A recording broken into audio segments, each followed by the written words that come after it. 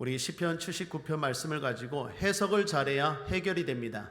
해석을 잘해야 해결이 됩니다. 라는 제목으로 하나님 말씀 나누겠습니다. 그러니까 맹자라는 현인이 있습니다. 그런데 맹자는 어머니도 유명하죠. 맹모 삼천지교라는 말로 유명합니다. 어린 자녀인 맹자의 교육을 위해서 어머니가 3번이나 이사를 했다는 이야기죠. 처음에는 공동묘지로 이사했습니다. 그런데 맹자가 매일같이 장례, 흉내를 내더라죠. 아이고 아이고 하면서. 보는 것이 날마다 장례식이니까 그 흉내를 낸 것입니다. 안 되겠다 싶어서 다음에는 맹자 어머니가 시장 근처로 이사를 했다고 합니다. 그랬더니 이번에는 맹자가 장사꾼 흉내를 내더랍니다. 골라 뭐 이러면서 했겠죠. 안 되겠다 싶어 이번에는 맹자 어머니가 학교 근처로 이사했다는 것입니다. 그제서야 맹자가 공부에 전념했다라는 내용입니다. 그래서 환경이 중요하다라는 이야기죠. 그런데 이에 대한 다른 해석을 하는 사람들이 있습니다. 그것은 맹자의 어머니가 단순히 공동묘지, 시장, 학교 이사한 게 단순히 이사한 게 아니라는 거예요. 순서가 중요하다라는 거예요. 맹자 어머니는 그렇게 바보가 아니라 현인이라는 거죠. 순서에도 다 이유가 있다는 것입니다. 즉 맹자 어머니는 맹자에게 공부를 시키기 전에 왜 공부해야 되는지를 알게 했다는 거예요.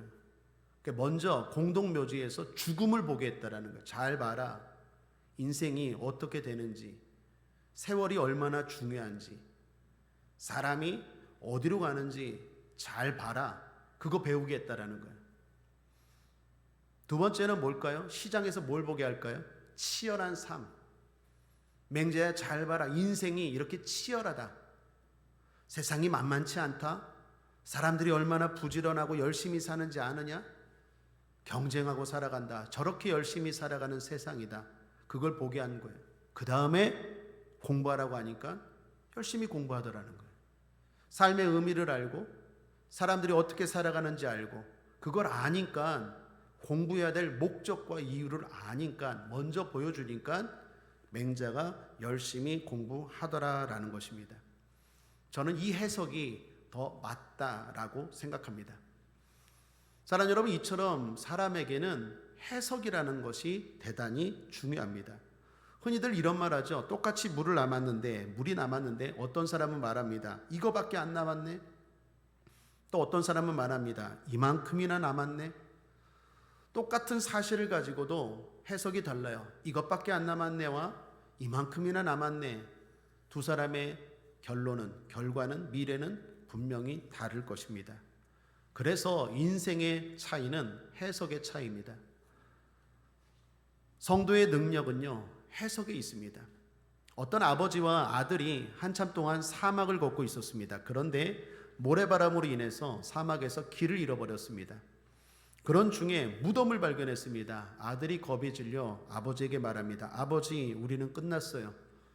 이 사람도 죽었잖아요. 우리도 이제 이 사막에서 죽을 거예요. 그런데 아버지는 다르게 해석합니다. 아니야, 이제 우리는 살았어. 야, 이 사람이 스스로 무덤을 만드냐? 죽은 사람이 자기 무덤 만든 거 봤느냐? 이 사람은 죽었지만 이 사람을 무덤 만든 사람들이 있다는 건 마을이 가깝다라는 거야. 이 사람은 죽었지만 우리는 살 거야. 자, 누구 해석이 맞았습니까? 아버지 해석이 맞았어요. 좀 걷다 보니까 진짜 마을이 있었다라는 것입니다. 똑같은 현상을 봐도 해석을 어떻게 하느냐가 그 사람의 능력이고 차이다라는 것입니다. 성경도 이를 말해주죠. 대표적인 사건이 민수기 13장의 정탐꾼 사건 아닙니까? 이스라엘이 가나안에 도착했습니다. 그리고 지파별로 한 명씩 12명의 정탐꾼을 뽑죠. 먼저 정탐해 보자. 그들 12명이 가나안 땅을 정탐하고 돌아옵니다. 그리고 알다시피 10명은 부정적인 보고를 하죠. 그들은 거대한 장대한 족이다. 그들은 거인이다. 우리는 그들에 비하면 메뚜기와 같다. 우리는 끝났다. 개인이 여기 왔다. 10명이 부정적인 보고를 합니다. 여호수아와 갈렙은 뭐라고 말합니까? 아니다. 그들은 우리 밥이다. 거기 과실도 좋고 하나님 말씀대로 젖과 꿀이 흐르는 땅이다. 비록 거기 있는 사람들 장대한 사람이지만 하나님이 우리와 함께 하시면 우리가 반드시 취할 수 있다. 결국 똑같은 가나안 땅을 보고 왔는데 해석이 달라요. 그리고 그 해석대로 10명은 가나안 땅 못 들어가고 여호수아와 갈렙만 들어간 거 아닙니까? 그러므로 믿음이 뭡니까? 해석을 잘하는 거예요. 믿음이 좋은 사람은 똑같은 걸 봐도 해석을 잘해요. 우리 국제하모니교회 모든 성도님들이 좋은 믿음, 성령 충만한 믿음을 가지고 어떤 상황에서도 해석을 잘할 수 있게 되길 바랍니다. 잠언에 보면 이런 말씀이 있죠. 잠언 23장 7절에 대저 그 마음의 생각이 어떠하면 그 위인도 그러한즉. 무슨 말입니까? 생각, 해석의 능력이 위인의 능력이라는 거예요. 위인은 해석을 달라요. 여러분 에디슨 이야기 알잖아요. 에디슨이 전등 만들려고 할 때 10,000번 실패했다고 하죠. 10,000번. 사람들이 어떻게 그렇게 실패했는데도 그렇게 성공할 수 있었습니까? 물었는데 에디슨이 말하잖아요. 무슨 실패요? 난 실패한 적 없는데 안 되는 거 9,999가지를 발견한 거예요. 다른 사람들은 실패라고 말하는데 에디슨은 안 되는 걸 발견했다고 말하잖아요. 해석의 능력이 위인의 능력입니다. 해석의 능력이 성도의 능력입니다. 지난 수요일 예배 때도 말했죠. 바울이 뭐라고 말합니까? 유명한 말씀했죠. 내게 능력 주시는 자 안에서 내가 모든 것을 할 수 있느니라. 여러분 무슨 말입니까? 주님 안에서 나는 해석하고 생각한다는 말이라고 했잖아요. 그러니까 비천에 처해도 풍부에 처해도 난 흔들리지 않아. 이게 능력이잖아요. 해석을 잘못하는 사람은 조금 어려우면 하나님이 날 버리셨나? 난 어떻게 사나? 난 이제 끝났다. 이제 어떡하지? 하염없이 걱정에 눌려 살아요. 조금 풍부하면 또 어떻습니까? 교만해요. 해석을 잘못하는 거죠. 그런데 내가 모든 것을 할 수 있다는 그 능력의 비밀은 결국 해석의 능력입니다. 다시 권면합니다. 해석 잘합시다. 오늘 시편은 아삽이 지은 시입니다. 그런데 상황이 아주 끔찍한 상황입니다. 이스라엘이 이방 나라에 공격을 당했어요. 자, 이스라엘은 하나님의 백성들 아닙니까? 그런데 공격을 당했어요. 이상하죠? 하나님을 믿지 않는 사람들의, 하나님을 믿지 않는 나라들에 의해서 공격을 당했습니다. 더욱이 문제는 그 공격으로 인해서 성전까지 불타고 무너졌다라는 거예요. 1절을 보십시오. 함께 읽겠습니다. 다시 한번 시작. 하나님이여 열방이 주의 기업에 들어와서 주의 성전을 더럽히고 예루살렘으로 돌 무더기가 되게 하였나이다. 여러분 너무 황당한 사실이에요. 이스라엘 백성들 입장에서는 이게 뭐지? 하는 상황이에요. 하나님은 전능하신데 어떻게 하나님의 백성인 우리가 하나님을 믿지 않는 그것도 이방 나라에서 공격을 당하고 뿐만 아니라 주의 성전, 하나님의 집 아닙니까? 성전이 무너졌다라는 거예요. 이게 현실이에요. 대단히 혼란스럽고 마음이 어려워요. 더욱이 죽은 사람들의 시체까지 유린되었습니다. 2절 3절도 함께 한번 읽어볼까요? 시작. 저희가 주의 종들의 시체를 공중의 새에게 밥으로 주며 주의 성도들의 육체를 땅 짐승에게 주며 그들의 피를 예루살렘 사면에 물같이 흘렸으며 그들을 매장하는 자가 없었나이다. 주의 종들의 시체, 제사장들을 말하죠. 주의 성도들의 시체. 여러분 이게 놀라운 게요. 지금도 그렇지만 무덤을 잘 써야 된다라는 사상이 당시에는 지금보다도 훨씬 더 강했어요. 왜요? 무덤을 잘 써야 영혼이 하나님 앞에 잘 간다라는 생각이 있었고, 그렇지 않은 거는 대단히 불명예스럽고 더 나아가 저주받은 사람이다 라고까지 여겨졌어요. 죽은 것도 이상해요. 성전이 불탄 것도 황당해요. 그런데 하나님의 백성들, 그것도 하나님의 종들, 더욱이 하나님의 성도들의 시체까지도 짐승들의 밥이 되어버렸다는 거예요. 주변의 나라들이 말합니다. 조롱하고 조소해요. 여러분 너무 혼란스럽지 않습니까? 이것이 현실이에요. 이게 지금 이스라엘 백성들이 처한 상황입니다. 끔찍한 상황이고 절망적입니다. 자, 중요한 건 이제 해석입니다. 어떻게 해석하는지 오늘 아삽의 해석을 보기 전에 보통 이런 일을 겪으면 사람들이 하는 해석이 두 가지 정도죠. 하나는 불경스럽게 해석합니다. 즉 이거죠. 거봐, 하나님 없지. 하나님을 잘 섬겨도 소용없네. 하나님 없어. 그러니까 성도가 공격당하고 주의 종이 공격당하고 죽고 성전이 불타지. 하나님이 계시다면 어떻게 이런 일이 있을 수 있냐? 불신자들, 특별히 세상 사람들이 말하는 중론입니다. 여러분, 우리도 그렇지 않습니까? 우리가 어려움을 당하면 믿지 않는 가족들, 믿지 않는 자녀들, 믿지 않는 부모님, 또는 믿지 않는 주변의 많은 사람들이 말하죠. 그거 소용없네. 하나님 안 계셔. 열심히 금요철에 기도해봐야 소용없네. 그런 말 하지 않겠어요? 또 하나는 뭘까요? 불평입니다. 하나님 도대체 이게 뭡니까? 하나님의 성전이 왜 무너지고 불탑니까? 하나님의 백성인 내가 왜 이런 일이 당하게 하십니까? 불평하는 거죠. 앞선 해석이 불신자의 해석이라면 뒤의 해석은 신자, 그런데 믿음이 약한 신자의 해석이죠. 불경스럽게 해석하거나 불평으로 반응합니다. 잘못된 해석이죠. 결코 도움되지 않는 해석이. 자, 그렇다면 바른 해석은 뭡니까? 오늘 아삽이 어떻게 해석하는지를 잘 보십시오. 4절까지가 그 상황이고 사건이고 5절부터가 아삽의 해석입니다. 자, 두 가지로 해석하는데 오늘 우리가 배울 모습입니다. 첫 번째, 하나님의 진노로 해석합니다. 5절을 보십시오. 함께 읽겠습니다. 시작. 여호와여, 어느 때까지니까 영원히 노하시리이까? 주의 진노가 불붙듯 하시리이까? 그렇습니다. 아삽은 이렇게 해석하는 거예요. 이 불행은 하나님이 안 계시거나 하나님이 힘이 없으시기 때문이 아니라, 또는 하나님이 우리를 안 사랑하시거나 잠시 한눈을 팔아서도 아니라는 거예요. 이건 뭡니까? 하나님의 진노라는 거예요. 이것이 아삽의 첫 번째 해석입니다. 하나님이 진노하신 거예요. 이스라엘이 약해서, 또는 하나님이 없어서, 또는 이방 나라가 강해서 지금 이스라엘이 어려움을 당하는 게 아니라 하나님의 진노 때문이라는 거예요. 자, 그러면 하나님은 왜 진노하셨을까요? 여러분, 하나님이 진노하는 가장 큰 이유, 확실한 이유, 한 가지 이유가 있습니다. 뭐죠? 죄입니다. 하나님은 딴 거 없어요. 죄 때문에 하나님은 진노하십니다.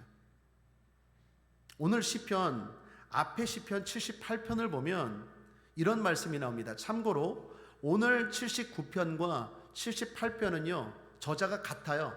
아삽이라는 사람. 여러분 표제에 보시면 78편도 아삽이고 79편도 아삽이죠. 78편에 이어지는 얘기예요. 78편 특별히 10절 11절에 보면 이렇게 말합니다. 저희가 하나님의 언약을 지키지 아니하고 그 율법 준행하기를 거절하며 여호와 행하신 것과 저에게 보이신 기사를 잊었도다. 하나님 말씀 지키기를 거절해요. 하나님이 그렇게 은혜를 베풀어 주셨는데 그 은혜를 다 잊어먹었어요. 그 능력과 그 기사를 다 잊어먹고 하나님 말씀대로 살지 않아요. 그게 원인이라는 거예요. 그렇습니다. 하나님이 진노하시는 원인은 죄예요, 죄. 그런데 더 정확하게 말하면 반복되는 죄입니다. 무슨 죄라고요? 반복되는 죄, 거듭되는 죄예요. 하나님은 한 번 잘못했다고 해서 진노하지 않으세요. 하나님은 참기의 달인입니다. 오래 참으세요.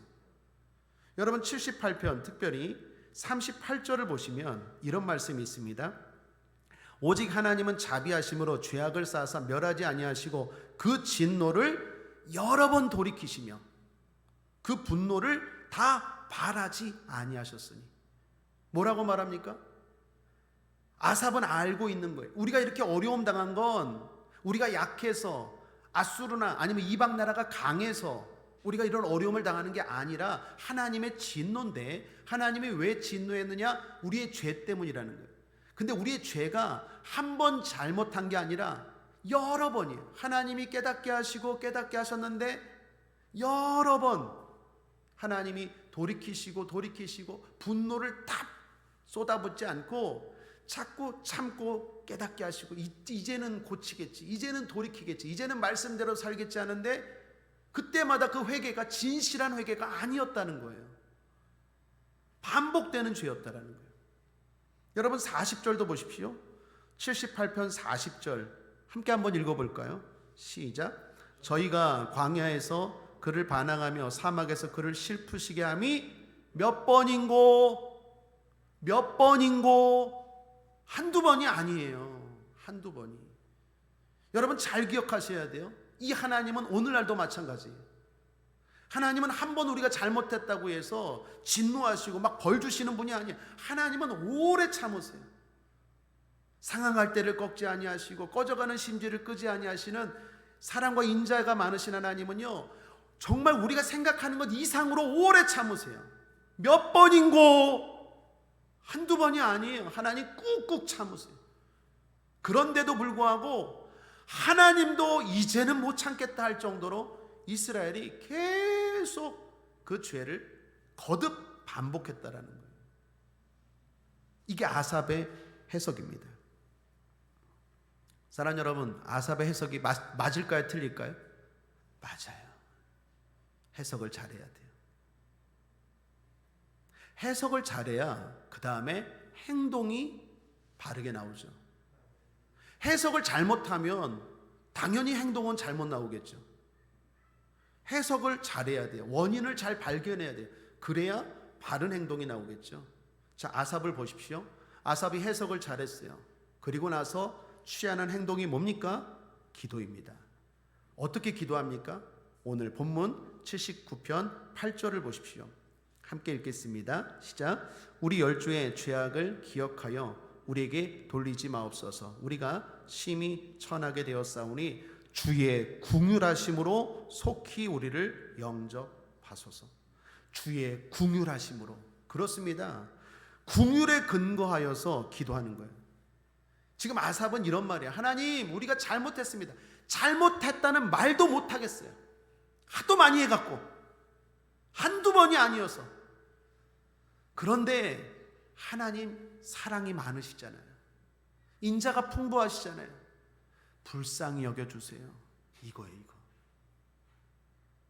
회개도 더 이상 못하겠어. 뭐 한두 번이어야지. 한두 번 눈물 흘렸어야지. 또 죄 짓고 또 좀 편안하고 또 살만하면 또 하나님이 싫어하는 일하고. 아삽이 기도하는 거예요. 하나님, 이제 잘못했습니다. 이것도 아니라 그냥 주의 긍휼하심으로 우리를 불쌍히 여겨달라는 거예요. 정확한 해석이 나오니까 정확한 기도가 나오는 거예요. 사랑하는 여러분, 그래서 해석을 잘해야 돼요. 결국 이 해석과 이 기도로 말미암아 하나님의 진노가 누그러져요. 하나님은요, 한 사람만이라도 하나님의 마음을 알고 그리고 기도하면 하나님은 용서하기를 원하시는 분이에요. 우리가 소돔과 고모라 성에서 봤잖아요. 의인 10명만 찾잖아요. 아브라함 한 사람의 중보기도, 그 기도로 소돔과 고모라 성이라는 큰 도시 자체의 생사를 하나님이 주관하겠다잖아요. 에스겔서에도 보면 이 성 무너진 데를 막을 자 한 사람을 내가 찾는다고 말해요. 이 아삽의 기도가 하나님의 마음을 돌이키더라라는 것입니다. 사랑하는 여러분, 오늘 이 말씀을 우리에게 적용해 봅시다. 이 나라의 어려움, 이 나라의 어려움이 원인이 뭘까요? 우리가 힘이 없어서, 군사력이 강해서, 핵이 없어서 우리가 이렇게 어려울까요? 북한이 자꾸 도발하고, 중국이 압박하고, 미국이 압박하고, 경제적으로 어렵고, 충북 괴산에서 바다도 아니에요, 육지 한 가운데서 갑자기 지진이 일어나고, 코로나는 계속 진행형이고, 불미스럽고 끔찍한 일들이 일어나는 것들이 과연 우리가 지혜롭지 못해서, 약해서, 또는 적들이 강해서 이런 어려움이 있을까요? 이 나라 교회의 어려움, 이 나라 목회자와 성도의 어려움은 어디에 있을까요? 원인이 뭘까요? 여러분, 우리 가정이 왜 어려울까요? 우리 가정에 아빠가 능력이 없어서? 우리 가정이 왜 자꾸 질병에 걸릴까요? 건강관리를 잘못해서, 운동을 안 해서, 영양소가 부족해서. 사랑 여러분, 해석을 잘해야 돼요. 하나님은 살아계십니다. 하나님이 함께 하시면 어떤 적도, 어떤 문제도 그까짓 거예요. 문제가 커서 내가 어렵고 내가 약해서 어려운 게 아니라니까요. 항상 우리는 하나님을 봐야 돼요. 하나님을. 여러분 각자, 저도 마찬가지고 적용해 봐야 돼요. 왜 우리가 지금 이렇게 어려울까요? 열심히 부족해서? 이렇게 열심히 살고 이렇게 노력하는데 왜 이렇게 해결이 안 될까요? 뭐가 문제일까요? 따지고 들어가 보면 항상 공통점으로 그 근원은 죄예요. 근데 그 죄가 반복되는 죄예요. 항상. 제 경우는 그래요. 솔직히 부끄럽지만 분명히 회개했어요. 그런데 또 그 거듭 죄를 반복해요. 마치 잠언에서 말한 것처럼 개가 토한 것을 또 먹고 토한 것을 또 먹는 것처럼 어리석은 자는 그 어리석은 짓을 거듭 행하느니라 라는 말씀처럼 반복되는 죄예요. 그렇다면 어떻게 기도해야 될까요? 한번 따라하겠습니다. 주여 불쌍히 여겨 주옵소서. 이게 가장 강력한 기도예요.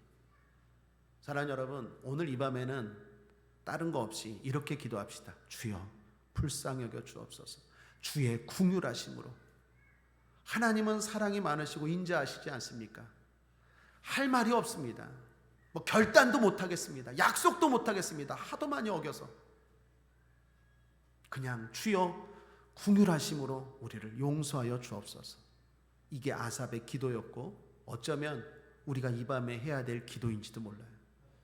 우리가 회복되는 길은 딴 거 아닙니다. 나의 의로 말미암아, 내가 행함으로 말미암아가 결코 안 돼요. 하나님이 그냥 불쌍히 여겨주셔야 돼요. 그것이 우리가 회복되는 유일한 희망이고 또 길인지 몰라요. 오늘 아삽의 해석과 방법을 잘 보시길 바랍니다. 그리고 저와 여러분, 우리 가정, 우리 교회, 우리 나라 회복시킵시다. 두 번째 아삽의 해석입니다. 그것은 하나님의 백성에 대한 확신이에요. 자, 이게 중요합니다. 아삽은 이런 상황에서도 의심치 않는 게 있는데 그게 뭡니까? 우리는 하나님의 백성이다라는 사실이에요. 9절을 보십시오. 함께 읽겠습니다. 시작. 우리 구원의 하나님이여 주의 이름의 영광을 위하여 우리를 도우시며 주의 이름을 위하여 우리를 건지시며 우리 죄를 사하소서. 우리 구원의 하나님이여. 한번 따라할까요? 우리 구원의 하나님이여. 그렇습니다. 우리 하나님은 결국 구원하시는 하나님이에요. 아삽은 지금 말하는 거예요. 내가 정말 큰 죄를 졌어요. 우리가 정말 마땅한 이 벌을 받을 만한 마땅한 삶을 살았어요. 그럼에도 불구하고 뭐라고 말합니까? 우리 하나님이래요. 우리는 뭡니까? 하나님의 백성이에요. 하나님의 양이에요. 그래서 13절 마지막 절입니다. 그리하면 주의 백성 곧 주의 기르시는 양된 우리는, 우리가 누구입니까? 하나님의 백성이에요. 하나님의 양이에요. 그거는 불변되는 진리예요. 물론 부끄러워요. 말도 못하겠어요. 너무 부끄러워서. 그렇지만 아삽이 의심하지 않는 건 우리는 하나님의 백성이고 하나님의 양이라는 거예요. 그리고 그 하나님은 결국 우리를 구원하시는 하나님이라는 확신, 이거는 흔들리지 않아요. 사랑하는 여러분, 여러분도 마찬가지입니다. 여러분 자녀가 잘못했을 때 자녀 아니라고 버리는 부모 있습니까? 징계를 할지언정 때릴지언정 내 자녀죠. 자녀가 부모가 때린다고 해서 우리 아버지 이제 아니에요, 우리 어머니 아니에요, 그러면 아버지 엄마가 얼마나 더 화가 나겠습니까? 우리도 마찬가지입니다. 마땅히 내가 이런 고통을 당할 만한 죄를 졌어요. 한두 번이 아니에요. 그렇지만 그럼에도 불구하고 하나님은 나를 사랑하시고 나의 아버지시고 나를 결국 회복시켜 주실 거예요. 그 확신, 그 믿음은 흔들리지 않아야 될 줄 믿습니다. 그 사람이 하는 일이 뭘까요? 기도입니다. 그 사람은 기도하는 거예요. 그 사람은 기도해요. 기도하는 사람이 결국 하나님의 자녀라는 증거를, 하나님의 자녀라는 확신을 가진 사람입니다. 여러분, 상황은 절망적이에요. 그러나 성도가 절망적일 때는 상황으로 판단하는 게 아니라 기도로 판단해야 돼요. 아무리 절망적인 상황일지라도 기도하고 있으면 희망입니다. 기도하지 않을 때가 절망이죠. 절망은 기도하지 않는 사람에게만 있어요. 기도하는 사람은 항상 희망이에요. 잊지 마십시오. 여러분 상황이 아무리 절망적이었지라도 여러분이 기도하고 있다면 희망입니다. 하나님 불쌍히 여겨달라고, 하나님 난 그래도 하나님의 자녀라고 기도하고 있는 사람은 여전히 희망이고 하나님이 그 기도를 통해서 변화시켜 주실 줄 믿습니다.